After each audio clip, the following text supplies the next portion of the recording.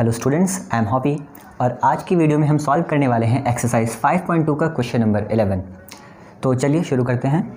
Which term of the AP 3, 15, 27, 39 will be 132 more than it's 54th term. ये आपसे पूछ रहा है वो कौन सा टर्म होगा इस एपी में जो कि इसी एपी के 54th टर्म से 132 ज़्यादा होगा। तो चलिए सॉल्व कर लेते हैं। ये काफ़ी यूनिक क्वेश्चन है, इस टाइप का क्वेश्चन अभी तक आपने करा नहीं है, तो इसके सॉल्यूशन भी काफ़ी टाइप से हो सकते हैं। तो एक मैं आपको ईजीएस्ट सॉल्यूशन वो है अभी बता देता हूँ और इसी के बाद एक आपको मैं ट्रेडिशनल मेथड से भी करा दूंगा, यानी इस क्वेश्चन के हम लोग 2 सॉल्यूशन करेंगे। चलिए तो पहले ईजी मेथड से कर लेते हैं कि एक एपी दे रखी है ये आपको 3, 15, 27, 39। अब ये एपी है आपकी, तो इसकी मदद से आप ए यानी कि फर्स्ट टर्म और कॉमन डिफरेंस डी की वैल्यू आप इजीली निकाल सकते हैं। तो आप यहाँ लिख देंगे कि ए कितना आ चुका है आपका, यानी कि फर्स्ट टर्म आपका आ चुका है 3 और कॉमन डिफरेंस ये आ चुका है आपका second term minus first term, यानी कि आप लिख सकते हैं 15 माइनस 3 इज इक्वल टू 12। तो आपको यहाँ फर्स्ट टर्म भी पता चल चुका है, कॉमन डिफरेंस भी पता चल चुका है। लेकिन आपसे पूछ क्या रहा है, पूछ रहा है आपसे एक ऐसा टर्म जो कि इस एपी के 54th टर्म से 132 ज़्यादा है। तो हम क्या करेंगे यहाँ पे, हम पहले इस एपी का 54th टर्म निकाल देंगे, यानी कि सबसे पहले हम निकाल देंगे A54। तो A54 निकालने के लिए हमें क्या करना पड़ेगा, सबसे पहले हम इसमें nth टर्म का फॉर्मूला लगा देंगे, यानी कि an is equal to a plus n minus 1 into D. ये फॉर्मूला है nth टर्म ऑफ एपी का। अब आपको इसमें निकालना है क्या, 54th टर्म यानी A54। तो 54th टर्म निकालने के लिए a की वैल्यू हमें पता है कितनी है, 3 है, प्लस n की वैल्यू हमें पता है कितनी है, 54 है। तो हम ये लिख देंगे 54 माइनस 1 और d की वैल्यू भी हमें पता है कितनी है, 12 है। तो A54 आ जाएगा आपका 3 प्लस 54 माइनस 1 होता है 53 और इसकी मल्टीप्लाई हो जाएगी 12 से। तो A54 is equal to 3 plus ये आ जाएगा आपका 636। जब 53 की 12 से मल्टीप्लाई करेंगे तो 636 आ जाएगा, यानी कि A54 की वैल्यू आ चुकी है 639। यहाँ पे आपने क्या निकाल लिया है, इस एपी का 54th टर्म निकाल लिया है। अब हमें वो टर्म निकालना है जो कि 54th टर्म से 132 ज़्यादा है, तो उसे हम an मान लेते हैं। तो यहाँ पे कह रहा है an is equal to 54th term यानी कि A54 और इसमें ऐड कर दिया जाएगा 132। तो an आपको निकालना है, तो an आ जाएगा 54th टर्म कितना है, 639। तो आप लिख देंगे 639 प्लस आप इसमें ऐड कर रहे हैं 132। ओके, तो ये आपने ऐड कर लिया, तो an की वैल्यू आ चुकी है 771। अब आपके पास a है, d है, an भी है। करना क्या है आपको, केवल फॉर्मूले में वैल्यू पुट करके आपको बता देना है कि ये कौन से नंबर का टर्म है। यानी कि आप nth टर्म ऑफ एपी का फॉर्मूला लिखेंगे, an is equal to a plus n minus 1 multiplied by d। an की जगह आप रखेंगे 771, a की वैल्यू है 3 प्लस n की वैल्यू आपको फाइंड आउट करनी है और d की वैल्यू है 12। तो 771 इज़ इक्वल टू 3 प्लस 12 की मल्टीप्लाई n से होगी तो 12n और यहाँ पे हो जाएगा माइनस 12। तो हो गया 771 इज़ इक्वल टू, ये 3 है और ये कितना है, माइनस 12 है। कितना है, माइनस 12। तो आप यहाँ क्या करेंगे, इसे लिख देंगे -9 प्लस 12n। अब ये जो -9 है ये आ जाएगा 771 में ऐड हो जाएगा, तो लिख देंगे 780 इज़ इक्वल टू 12n। अब आप क्या करेंगे, n की वैल्यू निकाल देंगे 780 अपॉन 12। तो 12 से ये सिंपली कैंसिल आउट हो जाएगा और यहाँ पे आ जाएगा 65। यानी कि ये जो टर्म होगा जिसकी बात कर रहे हैं, which term of AP will be 132 more than it's 54th term, तो सिंपली हम लिख देंगे कि 65th term of the AP. क्या लिख देंगे आप लिख देंगे 65th term of the AP will be 132 more than it's 54th term. तो क्वेश्चन तो आपको समझ आ ही रखा है, केवल हमने मेथड चेंज करना है। तो यहाँ पे आपको एपी दे रखी है 3, 15, 27, 39। ये सेकंड मेथड है, मैं लिख भी देता हूँ सेकंड मेथड। तो ये आपको एपी दे रखी है।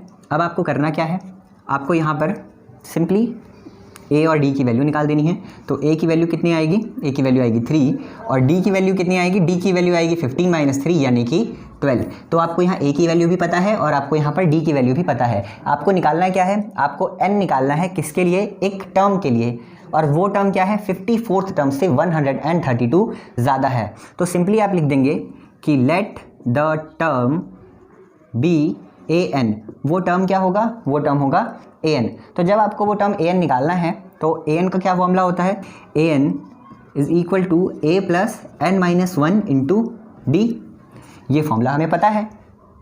और अकॉर्डिंग टू क्वेश्चन ने हमें क्या बता रखा है, अकॉर्डिंग टू क्वेश्चन ये जो हमारा ए एन है, ये ए एन किसके इक्वल है, ये ए एन है 54th टर्म के इक्वल, और उसमें ऐड कर दिया रहा है 132, यानी 54th टर्म प्लस 132 के इक्वल है। तो आप यहाँ लिख देंगे ए 54 प्लस 132। तो सिंपली आप ये भी ए एन है और ये भी ए एन है, तो इसको और इसको, इन दोनों को इक्वल रख लेंगे। बल्कि आप चाहें तो इसको नेम भी दे सकते हैं, ये फर्स्ट इक्वेशन और ये सेकंड इक्वेशन। तो इनको अब हम रख देंगे इक्वल। तो आ गया A plus N minus 1 into D is equal to A 54 plus 132। अब आप क्या करेंगे, यहाँ पे जितनी भी आपको चीज़ें पता हैं आप सबकी वैल्यूज़ रख दे जाएंगे। तो ए की वैल्यू हमें पता है, ये कितनी है 3 है, प्लस यहाँ पे आप क्या कर सकते हैं, जो A54 लिखा हुआ है, A54 क्या होता है, A54 होता है A प्लस 53D।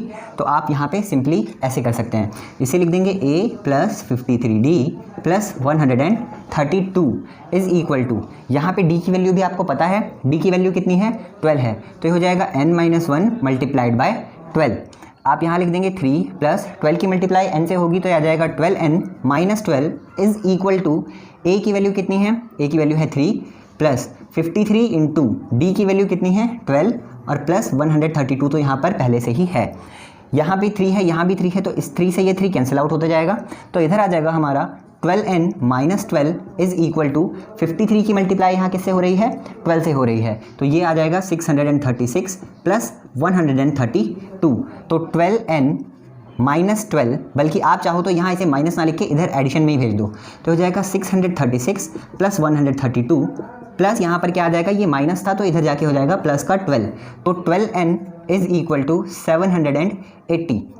समझ आ गया, 12n कितना आ चुका है 780 आ चुका है। तो n की वैल्यू कितनी होगी, ये हो जाएगी 780/12। तो n की वैल्यू आ चुकी है आपकी 780/12 यानी कि 65। तो n आपका कितना आ चुका है 65। इस मेथड से भी वही आया और उस मेथड से भी वही आया।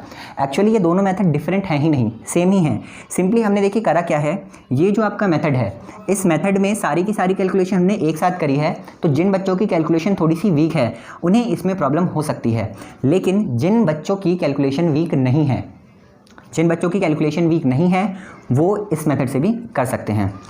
चलिए अब हम कर लेते हैं क्वेश्चन नंबर 12। क्वेश्चन नंबर 12 में कह रहा है 2 APs have the same common difference. 2 AP हैं जिनका कॉमन डिफरेंस है same. The difference between their 100th term is 100।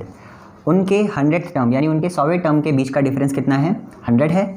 What is difference between their 1000th term. तो आपको बताना है कि उनके 1000 टर्म के बीच का डिफरेंस कितना होगा।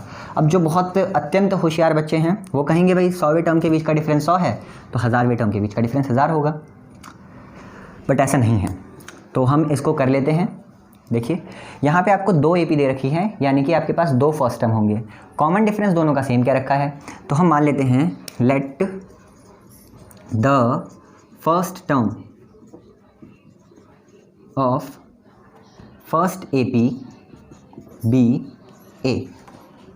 पहली AP के फर्स्ट टर्म को आप क्या मान लेंगे A मान लेंगे, एंड इट्स कॉमन डिफरेंस, और इसके कॉमन डिफरेंस को B स्मॉल d। पहली AP के फर्स्ट टर्म को आप क्या मान लेंगे A और उसके कॉमन डिफरेंस को आप मान लेंगे D। अब क्या कह रहा है, अब आपसे ये कह रहा है अब दूसरी AP भी तो है, तो दूसरी AP के भी हमें टर्म्स को मानना पड़ेगा। तो पहले हम क्या करते हैं, दूसरी AP के भी जो टर्म्स हैं उन्हें मान लेते हैं। So let the first term of second AP, जो दूसरी AP है उसके फर्स्ट टर्म को हम मान लेते हैं A'। First term first AP का A और फर्स्ट टर्म सेकेंड AP का A', and it's common difference, और इसका कॉमन डिफरेंस कितना मानेंगे डी डैश नहीं, डी डैश नहीं मानेंगे। क्यों? Have the same common difference. क्या है? सेम है कॉमन डिफरेंस। तो भैया इसका भी तो क्या होगा? डी ही होगा ना। तो दोनों का कॉमन डिफरेंस क्या है? सेम है। दोनों का कॉमन डिफरेंस है डी। फर्स्ट टर्म है इसका ए और इसका फर्स्ट टर्म है ए डैश। चलिए अब क्या करना है हमें? अब यहाँ पे सिंपली आप देख सकते हैं कि दोनों के 100 टर्म का डिफरेंस लिखा है। तो पहले फर्स्ट एपी का 100 टर्म निकाल देते हैं, फिर सेकंड एपी का 100 टर्म निकाल देते हैं। तो आप क्या करेंगे? 100 टर्म ऑफ फर्स्ट एपी, जो आपकी फर्स्ट एपी है उसका 100 टर्म क्या होगा? उसका फर्स्ट टर्म, उसका 100 टर्म होगा ए 100। बिल्कुल। तो ए 100 है। ए 100 को हम क्या लिख सकते हैं? ए प्लस 99D लिख सकते हैं। तो ये फर्स्ट एपी थी, तो फर्स्ट एपी का फर्स्ट टर्म क्या था? ए था। तो आप ए 100 को क्या लिख देंगे? ए प्लस 99D। समझ में आ गई बात या नहीं आई? इसको आप मान लेंगे क्या? फर्स्ट इक्वेशन मान लेंगे। ठीक है। 100 टर्म फर्स्ट एपी का क्या है? ए 100 है और उसकी वैल्यू कितनी आई है? ए प्लस 99D। अब क्या करते हैं? 100 टर्म मान लेते हैं सेकेंड एपी का। तो 100 term of second AP is equal to A dash 100 बोलेंगे इसे, क्योंकि इसका फर्स्ट टर्म हमने ए डैश लिया था। तो यहाँ पे आप क्या कर देंगे? थोड़ा सा डिफरेंस बनाने के लिए ए डैश ले लिया। अगर आपको ए और ए डैश में कन्फ्यूजन है तो आप स्मॉल ए कैपिटल ए भी ले सकते हो। तो 100 टर्म सेकेंड एपी का कितना होगा? ये होगा ए डैश प्लस 99D, क्योंकि कॉमन डिफरेंस तो सेम है 99D। ये हो गया सेकेंड इक्वेशन। अब हमारे को क्या क्या रखा है? क्वेश्चन में था the difference between their 100 term is 100। उनके 100 टर्म के बीच का डिफरेंस कितना है? 100 है। यानी कि A 100 minus A dash 100 is equal to कितना दे रखा है हमारे को? 100। समझ में आई आप लोग को बात? क्या कहा मैंने? ए 100 माइनस ए डैश 100 आपको कितना दे रखा है? ये दे रखा है आप लोग को 100। तो यहाँ पे अब इनकी वैल्यूज़ पुट कर लेते हैं।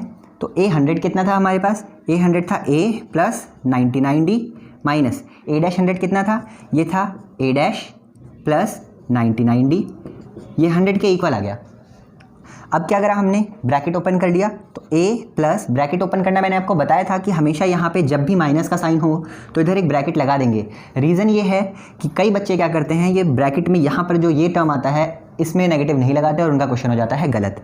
तो A plus 99D minus A dash minus 99D is equal to 100। समझ में आ गया आप लोग को यहाँ तक? क्या नहीं आया? तो हमें यहाँ से क्या चीज़ मिल गई?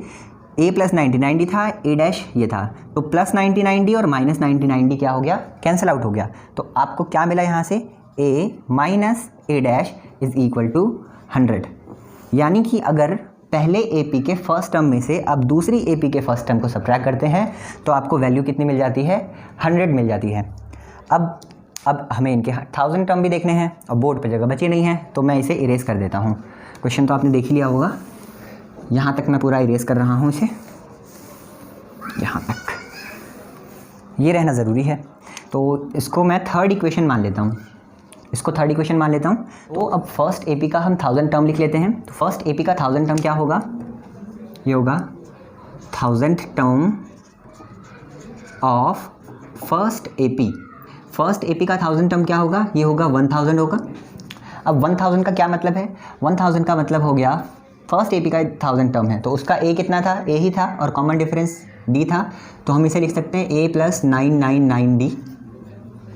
ये लिख सकते हैं, आप इसे सिंपली लिख सकते हैं। देखो अब आपको ना यहाँ पे डेटा नहीं लिखा हुआ है तो आपको कन्फ्यूज़न हो रहा होगा, इसीलिए मैं कहता हूँ कि साथ में नोटबुक लेकर के बैठा करो और लिखते रहा करो। तो आप जाओ, वीडियो को पीछे ले जाओ थोड़ा और अपनी नोटबुक में लिखो और फिर यहाँ से कंटिन्यू करो। चलो, तो ए प्लस 999D हो गया फर्स्ट एपी का 1000 टर्म। अब हमें क्या करना है? अब हमें निकालना है 1000 टर्म सेकेंड एपी का। तो आप लिख लेंगे 1000 term of second AP. 1000 term of second AP क्या होगा? ये हो जाएगा ए डैश 1000 और इसकी वैल्यू कितनी होगी? ये होगी ए डैश प्लस 999D। ये दो वैल्यूज आ चुकी हैं। क्वेश्चन में पूछ रखा है कि दोनों एपी के 1000 टर्म का डिफरेंस, यानी कि अकॉर्डिंग टू क्वेश्चन इनके 1000 टर्म का अगर आपको डिफरेंस निकालना है तो आप फर्स्ट एपी के 1000 टर्म में से सेकंड एपी के 1000 टर्म को सब्ट्रैक्ट कर देंगे। यानी कि ए 1000 में से आप किसको सब्ट्रैक्ट कर देंगे? ए डैश 1000 को। समझ में आया? तो इनको करने के लिए पहले हम इनकी वैल्यूज़ जो हैं वो पुट कर देते हैं। तो ए 1000 कितना था? ये था ए प्लस 999D और इसमें से हमने सब्ट्रैक्ट करा सेकंड एपी के 1000 टर्म को। सेकंड एपी का 1000 टर्म कितना था, ये था A डैश प्लस 999D और यहाँ पे ब्रैकेट बनाना बिल्कुल मत भूलिए। अब देखिए ये हो गया A प्लस 999D और इसमें से हमने सब्ट्रैक्ट कर दिया A डैश माइनस 999D, तो ये है प्लस का 999D और ये है माइनस का 999D, तो इससे ये हो जाएगा कैंसिल आउट। तो ये कितना आ चुका है आप लोग का, ये आ चुका है A माइनस A डैश, यानी कि इन AP के 1000 टर्म के बीच का डिफरेंस कितना है, A minus A dash. A minus A dash की वैल्यू है 100, जो कि हमें पहले से ही पता थी। तो आप लिख देंगे from equation number 3, equation number 3 की मदद से A minus A dash is equal to 100। A minus A dash कितना है, A माइनस A डैश है 100। अब देखिए यहाँ पे आप इनके 100 टर्म के बीच का डिफरेंस भी कितना आया, 100 आया, और 1000 टर्म के बीच का डिफरेंस भी कितना आया, 100 आया। तो आप सिंपली लिख देंगे कि the difference between their 1000 term is 100।